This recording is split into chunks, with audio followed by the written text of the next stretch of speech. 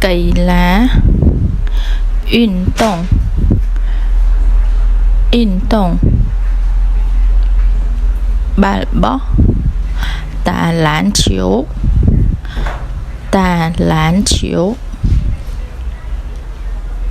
lốt on té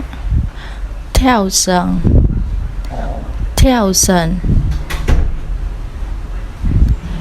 chiếc bài trường ski liễu pin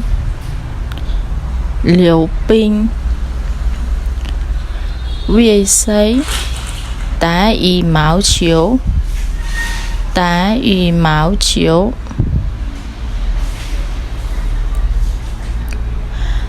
hai tất游泳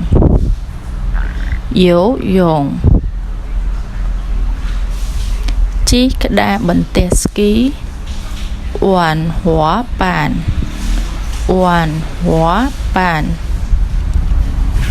bài toán踢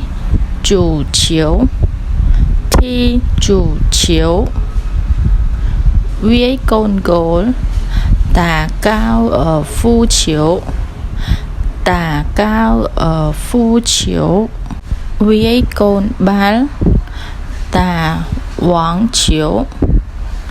đá quảng chiếu rốt marathon marathon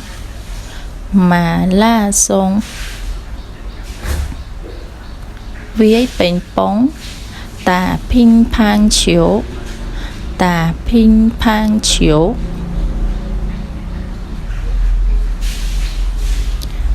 chỉ con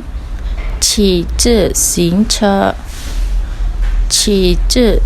车